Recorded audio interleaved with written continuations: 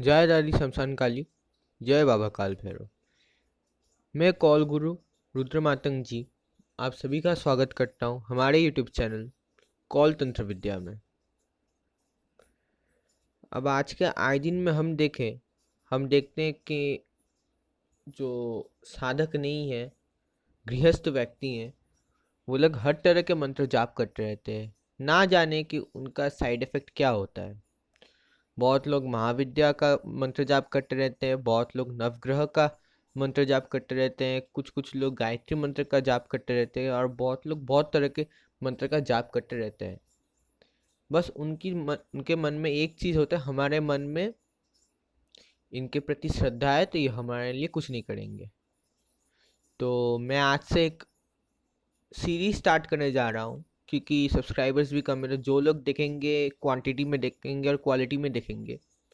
सो आज का जो वीडियो है वो गायत्री मंत्र के ऊपर है।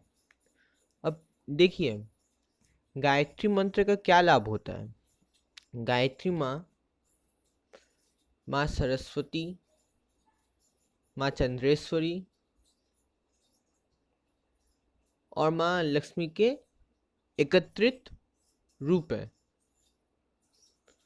तो आप उनसे नॉलेज भी गेन कर सकते हैं, आप उनसे मन की शांति भी गेन कर सकते हैं, आप उनसे धन धान्य से आपका लाइफ जो परिपूर्ण होता है वो भी गेन कर सकते हैं। अब बहुत लोग रोज रोज ऐसे ही गायत्री मंत्र जाप कर लेते हैं, तो उन लोग को कोई फायदा नहीं होता है। क्यों नहीं होता है? देखिए, गायत्री मंत्र ही एक ऐसा मंत्र है जो महादेव के द्वारा किलित नहीं है, नहीं तो मैक्सिमम मंत्र आज के टाइम पे कलयुग में महादेव के मुख से द्वारा किलित हो गए हैं। लेकिन गायत्री मंत्र उनसे किलित नहीं है, लेकिन चार जनों से एक त्रिदेव, उनकी पत्नी और दो महर्षियों से किलित है, उनको श्राप है। तो आज का वीडियो उसी से रिलेटेड है कि गायत्री मंत्र पूर्ण विधि मैं सब ऊपर भी लिख दूंगा, जिससे आपको समझने में सुविधा हो। तो ज़्यादा बातें ना करते हुए डायरेक्ट मुद्दे पे आते हैं कि गायत्री मंत्र का पूर्ण विधि होता कैसे। देखिए, आपको क्या क्या लगेगा यहाँ पे। आपका भी स्क्रीन में जो दिख रहा है उस तरह का एक पिक्चर लगेगा, या फिर अगर आपके पास कोई मूर्ति है या आइडल है जिस वो लगेगा। लेकिन हाँ, एक चीज़ गौर करने वाली है, उसके नीचे गायत्री मंत्र खुदवाया हुआ रहना चाहिए। अगर आपके पिक्चर के नीचे गायत्री मंत्र लिखा हुआ नहीं है, या फिर आपके आइडल या मूर्ति के नीचे गायत्री मंत्र खुदवाया हुआ नहीं है, तो ये काम में नहीं आएगा। क्योंकि ये आगम तंत्र, निगम तंत्र, पुराण, उपनिषद, वेद सब जगह उल्लिखित है कि जब तक माता गायत्री का कुछ भी आप पूजा अर्चना करें, अगर पिक्चर के नीचे मंत्र ना हो तो आपका जो मंत्र है, आपका जो अ, पूजा है वो माँ तक नहीं पहुँचेगी। ठीक है, ये एक लगेगा। उसके बाद एक तांबे का जो लोटा होता है वो लगेगा, या कलश होता है। लोटा हो तो आप लोग के दिमाग में उल्टा सीधा चीज़ ही चलेगा, तो कलश ही बोलते हैं। एक कॉपर का कलश लेंगे, उसमें पानी रखेंगे, थोड़ा सा गंगा जल मिलाएंगे और उसको माता गायत्री के पिक्चर या आइडल के सामने रखेंगे। ठीक है, उसके बाद उसके सामने एक घी का दीपक जलाएंगे। अब घी का दीपक जलाने के टाइम एक मंत्र होता है। अब देखिए, मैं यहाँ पे मंत्र दे नहीं सकता क्योंकि गुरु परंपरा से मिलता है, या फिर जिन लोग को इसकी दीक्षा दी जाती है उनको प्राप्त होता है। देखिए, गायत्री मंत्र के लिए गुरु मंत्र या गुरु दीक्षित होना अनिवार्य नहीं है, लेकिन गुरु मुख से लेना अनिवार्य है, या फिर जो इसके बारे में जानकार रखता हो, जिसने इसको खुद सिद्ध किया हो और वो खुद में एक गुरु या गुरु समान हो, उनसे लेना पड़ता है। क्योंकि एनर्जी का ट्रांसफर होता है। आप ऐसे ही अगर यूट्यूब से उठा के करने लगेंगे तो कोई काम नहीं होगा। ठीक है ना। तो घी जब जलाएंगे उनके सामने, घी का दीपक जब जलाएंगे, तब एक मंत्र होता है। ज़्यादा लंबा चौड़ा मंत्र नहीं है, हाँ, लेकिन जब मंत्र को जाप करेंगे, मंत्र का जब जाप होगा, तब आपको ध्यान करना है। क्या ध्यान करना है वो मैं बोल देता हूँ कि आपने माता गायत्री का आप आवाहन कर रहे हैं, माता गायत्री उस कलश में स्थापित हो रही है या फिर आके बैठ रही है उस कलश में, या माता गायत्री का कोई भी रूप आ रहा है वो वहाँ पे बैठ रहा है और आपका पूरा पूजा विधान देख रहा है, सुन रहा है। आपको इस तरह का ध्यान करना है आपके हर चक्र पे। ठीक है, इंग्लिश में थोड़ा थोड़ा बोल रहा हूँ तो आप लोग को समझने में दिक्कत नहीं होगी। उसके बाद उसका पंचोपचार पूजन करना है, जैसे दीप आपने दे दिया है, अब नैवेद्य देंगे, धूप अगरबत्ती। अगर किसी को पंचोपचार पूजन नहीं आता है तो उसका भी एक विधान है, वो हमसे ले लीजिएगा, हम आपको सिखा देंगे। अब देखिए, आप इसके बाद डायरेक्ट ही बहुत लोग क्या करते हैं, गायत्री मंत्र का जाप करना स्टार्ट कर देते हैं। अब गायत्री मंत्र, क्योंकि मैंने बोला कि माता गायत्री को बहुत सारे श्राप मिले, तो उनका पहले शाप विमोचन मंत्र भी होता है, जिससे क्या हम बताते हैं कि हे माता गायत्री आप इन श्राप से मुक्त हो जाए। तो पहला श्राप किसने दिया था, वो दिया था ब्रह्मा के पहले पत्नी सावित्री, जो माता गायत्री के बहन भी है। अब हुआ क्या था, आपको मैं वो कथा सुनाता हूँ। किसी यज्ञ, एक यज्ञ में, नॉट किसी यज्ञ में, अब जब आप हमसे इसका दीक्षा लेंगे तब हम बोल देंगे आपको। ऐसे तो इंटरनेट में गुप्त चीज़ें बताई जा सकती है नहीं, नहीं तो बहुत लोग होते उटपटांग के चीज़ें करना स्टार्ट कर देते, उसके बाद हम लोग के ऊपर आरोप लग जाता है कि इन चैनल वालों से मैंने ये किया है, अब और मेरा ये हानि हो गया। अरे भाई पूरा सुन लो, पूरा चीज़ समझो, उसके बाद कुछ करो।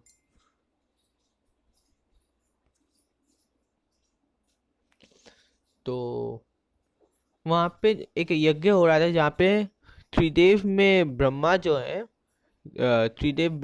देव ब्रह्मा के साथ सावित्री माता को बैठना था, लेकिन किसी कारणवश वो बिजी थी, तो माता गायत्री वहाँ पे बैठ गई। तो अब आपको पता ही है, ऐसे ही सावित्री माता गायत्री को, ऐसा नहीं बोलूँगा कि पसंद नहीं करती, लेकिन थोड़ा ईर्ष्या तो रहता ही है। तो जब देखी कि वो ब्रह्मा देवी या उनके पति के साथ बैठे, तो उन्होंने उनको श्राप दिया, ठीक है, कि तुम शक्तिहीन हो जाओगे। अब जब उन्होंने वो श्राप दिया, त्रिलोक में तांडव होने लग गया। क्यों? क्योंकि देखिए, गायत्री माता का जो मंत्र है, अगर आप उसको मीनिंग को समझेंगे तो उसमें क्या बताया जाएगा कि आप ही शक्ति हो, आप ही संचालक हो। तो अगर शक्ति नहीं रहेगा यूनिवर्स में तो वो एक्ट और रिएक्ट कैसे करेगा, काम कैसे करेगा।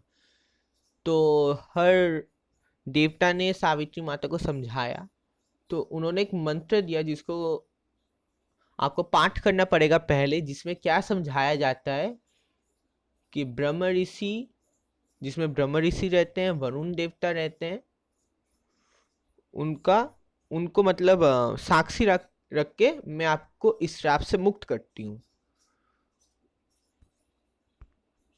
सॉरी। उसके बाद और 3 श्राप मिले थे। अब ये दूसरी कथा है।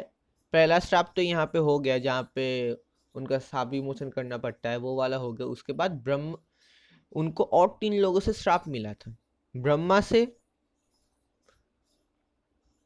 उसके बाद वशिष्ठ मुनि से, उसके बाद विश्वामित्र से।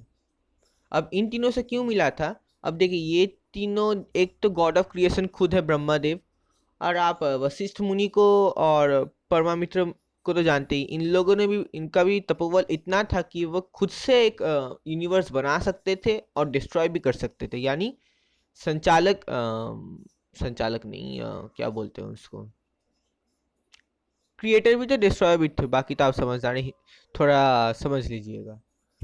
तो जब उन लोग के अंदर बहस थी कि कौन सबसे सर्वश्रेष्ठ है, कौन सर्वश्रेष्ठ है, तो वो अपनी शक्तियाँ दिखाने स्टार्ट किया। अब जब क्रिएशन का शक्ति दिखा रहे थे तब कोई प्रॉब्लम नहीं, लेकिन जब डिस्ट्रक्शन का शक्ति वो तीनों दिखाने गए, तब माता गायत्री ने मना कर दिया। अब वो अगर मना कर देगी तो एनर्जी मिलेगा नहीं, मैंने पहले ही समझाया है। अब एनर्जी नहीं मिलेगा तो उनमें से पहले ब्रह्मा ने श्राप दिया, उसके बाद वशिष्ठ मुनि ने श्राप दिया, उसके बाद विश्वामित्र जी ने श्राप दिया। अब ये 3, एक तो त्रिदेव में ही आते हैं, और बाकी तो इतने तपोबल है कि वो ब्रह्मा से उनको कम माना जा सकता है नहीं। तो पहले आपको ब्रह्मा जी का श्राप विमोचन करना पड़ेगा कि इसमें कौन कौन लोग रहते हैं?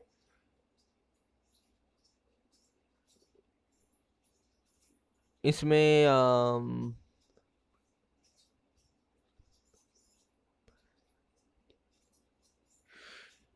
इसमें दो गुप्त भगवानों का उल्लेख है जो यहाँ पे बता नहीं सकते। हम बताने जा रहे थे लेकिन फटाक से गट फीलिंग आया कि नहीं बताना चाहिए, इसलिए थोड़ा रुक गए थे हम। तो इन दोनों का ये रहता है, दुहाई टाइप ऑफ आता है कि मैं इन लोग को साक्षी रख के आपको इस श्राप से मुक्त करता हूँ। उसके बाद वशिष्ठ मुनि का रहेगा, लेकिन इनका डायरेक्ट मंत्र नहीं रहेगा, पहले इनका विनियोग रहेगा। ठीक है, इनका विनियोग आपको सिखा दिया जाएगा। उसके बाद आपको विनियोग मंत्र करने के बाद इनका जो मूल मंत्र है कि जिस मंत्र का मीनिंग में कम से कम थोड़ा बता देता हूँ कि आप ब्रह्मा की ज्योति शिव है, शिव की ज्योति विष्णु है, विष्णु की ज्योति शिव है। मैं वशिष्ठ मुनि आपको इस श्राप से मुक्त करता हूँ। उसके बाद विश्वामित्र का साविमोचन विनियोग आएगा।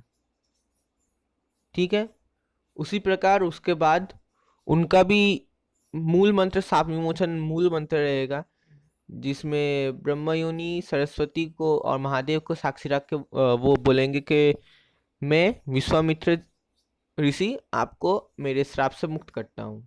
ठीक है, उसके बाद आपके पास जो गायत्री मंत्र है, जो हम आपको दीक्षा लेके आपसे आपके नाम से संफुटिक और संफुटिक तो यहाँ पे नहीं बोलेंगे, आपको जागृत करके देंगे वो आपको। नहीं तो 3 माला करने, अब देखिए आप अगर आपके पास तुलसी की माला है तो उसमें जाप कर सकते हैं। पहले तुलसी की माला को सात्विक विधि से संस्कारित कर लीजिएगा, या फिर कम से कम घी और गंगा जल कच्चे दूध से उसको धो लीजिएगा। क्यों? इसमें फिर उसमें जो नेगेटिविटी या इम्प्योरिटी रहता है वो साफ हो जाता है। ठीक है ना? और नहीं तो 15 मिनट जाप कीजिएगा। ठीक है ना? अच्छा, एक चीज भूल गया, जब अगर आप तुलसी की माला से जाप कर रहे हो तो उसको एक पाउच के अंदर रखना। ठीक है ना? और उसको लोगों के नजरों से दूर रखना, चाहे वो आपके घर के हो या बाहर के हो। ये जो अभिमंत्रित माला होगा वो किसी को दिखना नहीं चाहिए। ठीक है, अब आपने गायत्री मंत्र का जाप कर लिया, उसके बाद 24 मुद्राएं रहती हैं। ठीक है ना? अब जब 24 मुद्रा हम माता गायत्री को अगर नहीं दिखाएंगे तो आपके इस इतने जो पूजा आपने किया इसका कोई लाभ नहीं रहेगा। तो 24 गुप्त मुद्रा रहते हैं जो हम आपको पिक्चर वाइज और हाथ से कर करके सिखा देंगे अच्छे से। वो 24 मुद्रा आपको एक के बाद एक 5 सेकेंड 10 सेकेंड का होल्ड करके करना है। ध्यान करना है कि आप जब मुद्रा कर रहे हैं वो देख के माता गायत्री प्रसन्न हो रही है। अब इसमें एक खास बात है, एक वार्निंग है। जब आप ये मुद्रा करेंगे तब जो जो पूजा रूम होगा उसमें कोई रहना नहीं चाहिए या कोई आपको देखे ना। अगर देख लिया तो गया, पूरा आपका पूजा गया। ऊपर से हानि तो अलग से उठानी पड़ेगी, क्योंकि आप इसमें गुरु धारण नहीं कर रहे हो। क्योंकि मैंने बोला कि गायत्री मंत्र का गुरु गुरु दीक्षित होना जरूरी नहीं है, लेकिन